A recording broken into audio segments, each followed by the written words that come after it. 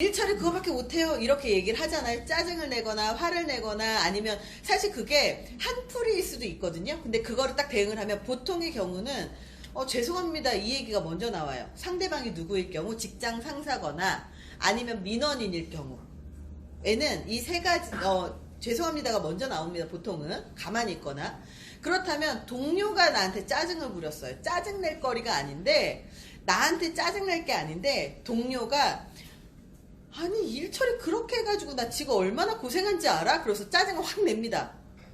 그럴 때 어떻게 하시겠습니까? 동료가 그랬어요 지금. 짝한테 물어보세요. 동료가 그럼 어떻게 할 거야? 미안해. 뭐라고요? 그리고 또 어때요? 너나 잘하세요. 뭐 친하면 너나 잘하세요. 뭐 이렇게 얘기를 합니다. 내가 만약에 실수를 했어도 똑같은 반응을 할 거고요. 실수를 안 했으면 더 격한 반응이 오겠죠. 만약에 요즘에는 부하 직원이 상전입니다. 그쵸? 요즘에 부하 직원이 상전이에요. 왜냐면 옛날에는 부하 직원한테 사실 좀 짜증도 좀 낼 수 있었고 일 못하는 것 같고 타박도 좀 할 수 있었는데 지금은 그거 잘못하면 갑질 소리 듣기 때문에 신고당해요. 그래서 우리 부하 직원들한테 혼을 못 내고 오히려 욕을 먹죠. 다 팀장님 이렇게 일 처리하시면 어떡해요? 그래서 이번에 좀 야근을 해서 뭐 약간 이렇게 얘기할 수 있어요. 만약에 그러면 어떻게 대응하실래요? 우리 부하 직원이나 나보다 계급이 낮거나 아니면 나이가 어리거나 이런 친구가 나한테 그렇게 얘기했어요. 어떻게 대응하실래요? 아직 그런 경우 없으세요? 없으시죠? 예. 어떻게 하실래요? 너 따라 나와. 이럴 수도 있어요. 야, 나와. 이러면서 이제 얘기할 수도 있는데, 이 세 가지 경우에 따라서 사람들이 대응하는 방식도 다르고요. 그리고 다른 사람이 나한테 감정적인 표출을 할 때, 이성적인 표출 아니에요, 지금. 감정적인 표출을 하거나 비이성적인 행동을 했을 때 나는 어떻게 대응하고 있는가. 그 대응하는 방식이 정말로 잘하고 있느냐, 아니면 못하고 있느냐를 먼저 점검해야 돼요.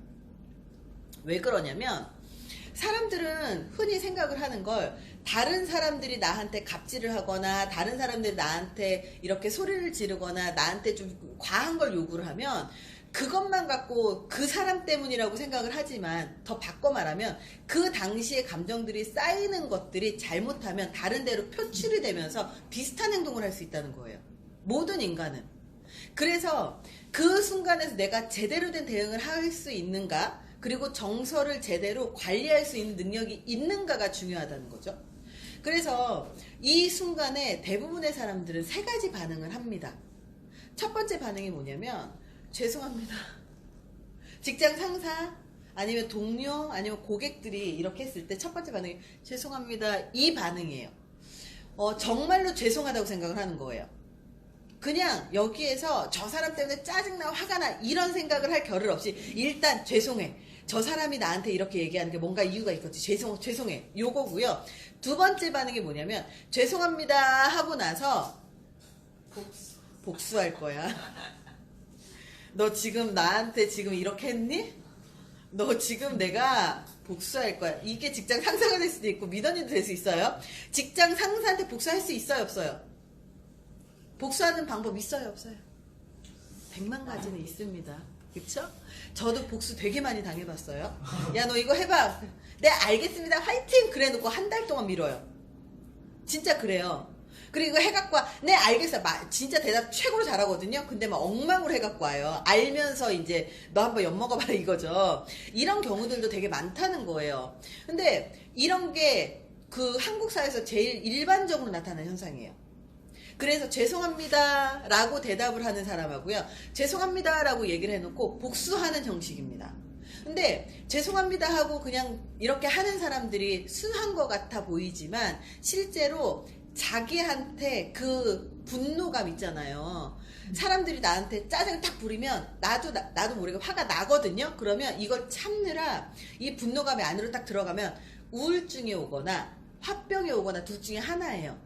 이거를 표출하거나 아니면 이걸 조절하지 못하는 사람들은 화병이라든지 아니면 우울증이라든지 아니면 대인기피라든지 이런 쪽으로 가게 되는 겁니다. 이게 감정 노동에서 말하는 그런 정서적인 문제로 발전한다고 이야기를 하는 거고요. 두 번째가 죄송합니다 그러고 복수하는 방식이 있어요. 이것도 굉장히 위험합니다. 왜 위험하냐면 복수하는 방식이 단순히 상대방이 나한테 괴롭히니까 내가 그 사람을 복수해야지 이런 방식으로 상대방한테 나가지 않아요. 보통 분노라든지 이런 감정의 그 강약에서는 너 이거 왜 이렇게 해? 그리고 막 쏟아내잖아요. 그러면 상대방이 만만할 때 화를 잘 내거든요. 만만할 때 화를 잘 내기 때문에 상대방은 나한테 만만하다는 얘기는 관계적으로 누가 힘이 세다는 거예요? 나한테 화를 낸 그 사람이 객관적으로 그 사람이 강한 상대일 가능성이 굉장히 높아요. 직장 상사? 아니면 동료 간에도 갑질 가능하죠. 동료 간에도 조금 영향력이 센 동료들이 있거든요. 그런 사람들이 약해 보이는 사람한테 소리를 지르거나 약해 보이는 사람한테 갑질을 하는 거지 동등하다고 느끼면 절대 그렇게 만만하게 안 합니다. 그래서 좀 더 세다고 느껴지는 생각을 갖고 있는 사람. 그리고 또 하나가 우리 민원인 같은 경우도 그 사람들이 막 뭐라고 했을 때 내가 약하다고 느끼기 때문에 소리를 지르거나 아니면 좀 더 과한 요구를 하는 거지 그게 아니면 그런 요구를 하지 않습니다. 그래서 상대적으로 힘이 강약해서 내가 약자인 가능성이 되게 높은데 문제는 뭐냐면 누군가가 나한테 그렇게 소리를 질러서 내가 되게 스트레스가 쌓여 있어요. 그러면 이거는 언젠가는 어딘가로 나와야 된다라는 거거든요. 근데 안 나와요. 못 나와요. 그러면 나도 모르게 분출할 대상을 찾게 돼요. 그러면 누구한테 갈까요? 내가 상사한테 소리를 듣고 기분이 되게 안 좋은 상태로 퇴근을 했어요. 그러면 누구한테 갈까요? 그게 가족한테 가요. 가족 중에서 제일 만만한 사람 누구예요? 자식이에요? 첫 번째는 배우자입니다. 첫 번째가 배우자예요. 그래서 남편하고 다시 싸워요. 그리고 또 하나가 있어요. 왜요? 당했어요? 결혼 안 했는데. 아직 안 했어요? 예. 남편한테 그렇게 일단 하고요.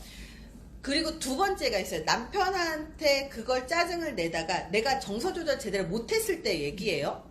남편한테 짜증을 내고 이래도 안 풀리면 누구한테 가요? 애들한테 가죠. 그쵸? 그리고 결혼을 안 했어요. 그럼 누구한테 가죠? 엄마한테 가요. 왜? 받아주니까. 근데 만약에 이게 아이한테 갔는데 이게 또 되물림이 돼요. 어떻게 되물림이 되느냐? 엄마가 집에 와서 막 짜증을 내면 얘도 또 쌓이겠죠. 얘들도 자기 때문에 화 안 난 거 알아요. 그래서 쌓이면 어디 가서 풀죠? 학교 가서 풉니다. 그래서 아이들 중에서 말 잘 듣는 아이들 있잖아요. 말 너무 잘 들어요. 막 부모가 청소년기 시절이 돼도 반항 한 번 안 하고 부모가 시킨 대로 다 해요.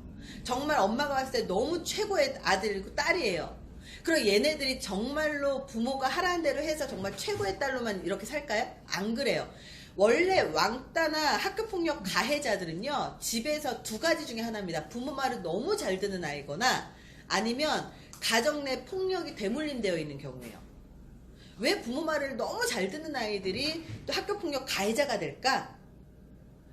가정 내에서 부모가 억압을 하기 때문에 모든 선택이라는 것들을 자기 스스로 못하잖아요. 그러니까 억압돼 있다고 하거든요. 그럼 이렇게 억압돼서 자란 아이들, 부모 말대로 그냥 자란 아이들이 이런 스트레스라든지 분노감이라든지 이런 것들을 해소를 잘 못하기 때문에 이게 또 가해자로 가게 되거든요. 이거를 수동 공격형이라고 이야기합니다. 이 두 번째 경우예요.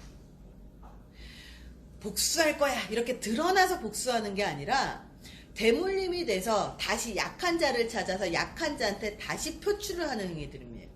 그래서 이 두 번째 경우가 되게 위험하죠? 근데 이 아이들이 표출하다가 이 표출할 대상을 여전히 못 찾았어요. 그럼 어디로 갈까요? 제일 만만한 데가 또 있어요. 애들은 내가 누군가한테 이렇게 표출하지 못하고 엄마한테도 표출하지 못하고 주변에 아이들도 괴롭힐 정도가 아니에요. 왜소하거나 힘이 없어요. 그럼 누구한테 표출할까요? PC방. PC방도 갈 수도 있겠죠. 더 나보다 약한 존재를 찾을 수 있어요. 동물이에요. 동물이에요. 왜 그런 거 보셨어요? 동물 학대를 하는 사람들 가만히 보면 막 바깥에서 활동 막 잘 잘하거나 아니면 뭐 다른 사람하고 관계가 막 좋거나 이런 사람들보다는 혼자 있거나 아니면 히키코모리거나 아니면 조용하거나 존재감이 없거나 오히려 다른 사람들하고 관계가 너무 좋은 사람들 있죠. 이런 사람들이 동물학대 하는 경우도 생각보다 되게 많습니다. 왜 그럴까요? 자기가 평상시에 자기의 감정을 제대로 표현하지 못하고 조절하는 방법을 모르기 때문에 스트레스가 쌓이는 것들을 사람이라든지 아니면 동물이라든지 나보다 약한 존재를 괴롭히는 거에서 만족감을 얻는 거예요.